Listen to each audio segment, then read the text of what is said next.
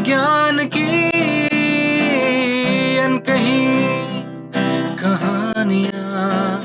आइए हम सुने विज्ञान की अनसुनी कहानियाँ।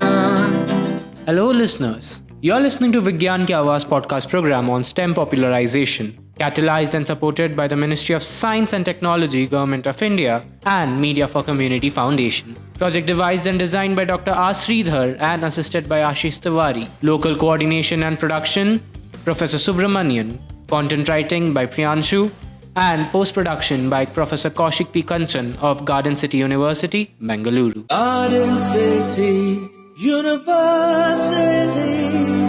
conquer we shall all adversity. GCU, emphasis on life. GCU, emphasis on life. In today's episode, we have Professor Aditya, a researcher in nanoelectronics and optoelectronics, driven by a passion for understanding how things work at a microscopic scale. His interest in electronics began during his engineering studies, where he explored circuits, robotics, and nanotechnology. Inspired by seminars at IIT Bombay and BARC, he delved into nanoscience, shaping his career in semiconductor research and innovation. In the last episode, Professor Aditya provided us advantages of quantum dot LED technology and how it is revolutionizing display technology. And in this episode, he provided insights into his research on micro LED displays and how could they enhance future display technologies. And one other area where we have ventured is to actually contribute towards realizing 6G electronics. So currently you are using 5G electronics, 5G communication. 4G is still old now, it's sort of older. So what we are getting is 5G now? Currently we are getting 5G.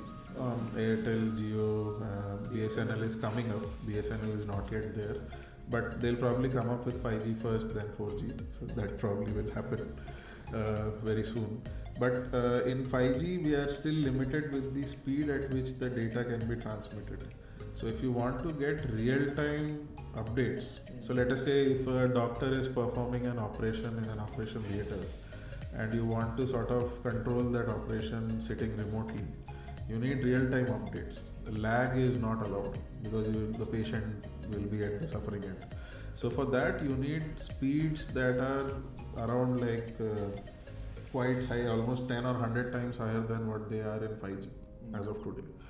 And for that, silicon-based electronics are no longer valid because silicon actually peaks out at 10 to 20 gigahertz, and that is where 5G is working as of now.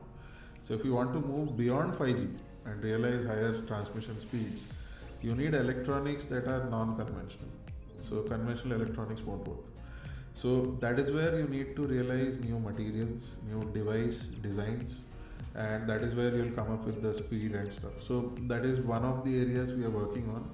So some of the design elements which I worked during my masters are actually borrowed, and now we are working on that separately as a core project, where our idea is to develop, let's say, basic elements like diodes, which can actually rectify your AC signals up to 1 terahertz frequencies, which is 1000 gigahertz plus. Wherein I said silicon can only work up to 20 kind of. So you're talking about 100 times faster than that. So those are the electronics we are trying to realize, and this is like a joint effort because India has a draft 6G policy. They have come up with a policy, Indian government, and they have a vision against which they are working. So there are certain research labs who are working for that, and we are one of them.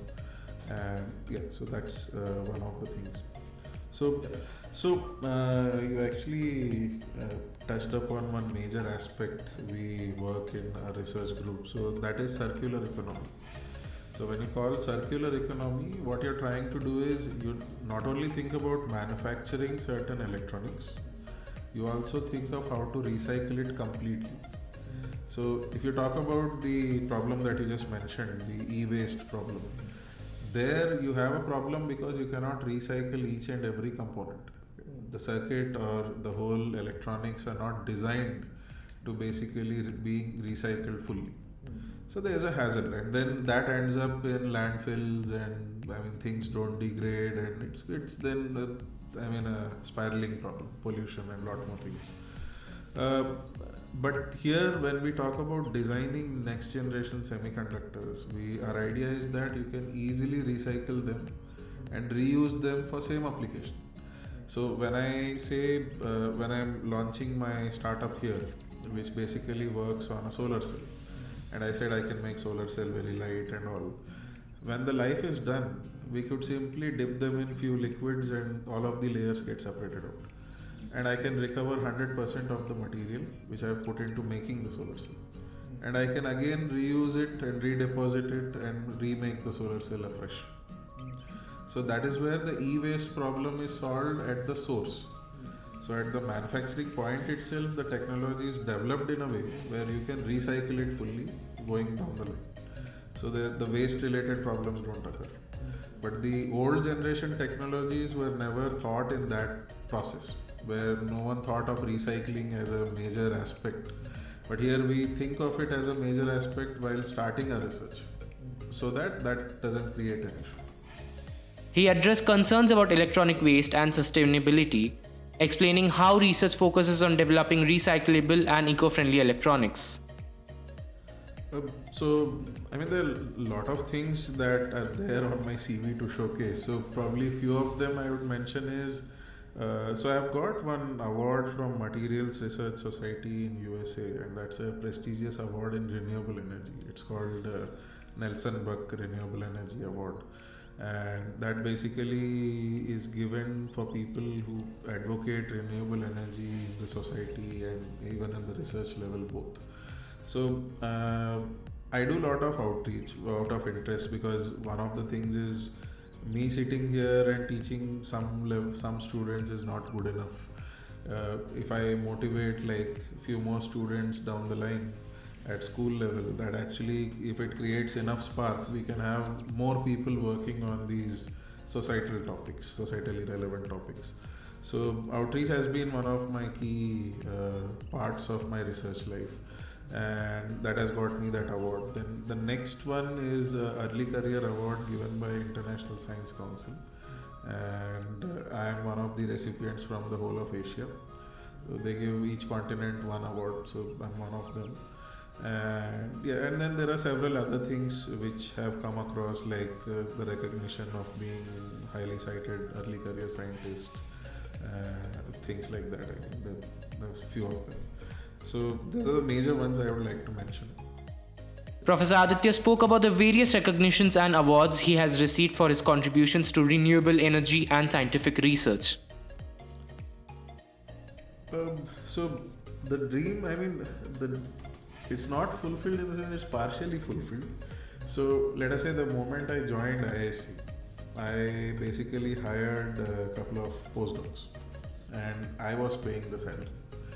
So when you employ somebody and you're paying the salary, that's a different feeling. Like you so I sort of got a feeling of, okay, somebody's life is basically being created because of what I'm doing. So that's a different feeling. Now my broader aim is always to sort of generate more employment through technological progress, and that is why we have established one startup and we are progressing on that front. We'll have more coming down the line in the next few years. But overall employment generation is one of the key things, because I feel that is the most needed aspect in our current Indian society. We need more employment generation, and that will only happen if we create more of our own technologies. So we cannot bring things from outside and create employment. That will be very difficult. The world is more polarized. Everyone wants to do their own thing. So we have to do our own thing as well. That's where employment will come. And one of our aims is to actually make things here and sell it to the world. Because if we are at the forefront of innovation, then we can actually send things outside as well. It need not be confined to our society. So some of the technological aspects which I want to develop are related to the employment generation. So I want to see something big coming in the near future from the technologies we develop, and mostly leading to employment generation. That's where the dream is, kind of. So yeah. He reflected on unfulfilled dreams and ongoing aspirations. particularly his goal of driving impactful technological innovations. Professor emphasized his commitment to using research as a means of generating employment and fostering technological growth in India. Professor Aditya then concluded by discussing the potential for India to become a global leader in electronic manufacturing through indigenous research and development. You were listening to Vigyan Ki Awaaz, a podcast on STEM popularization, catalyzed and supported by National Council for Science and Technology Communication, Government of India. Tune in for more such episodes to Vigyan Ki Awaaz on this platform and also through Spotify, YouTube and Apple Music platforms. आइए हम सुने विज्ञान की अनकही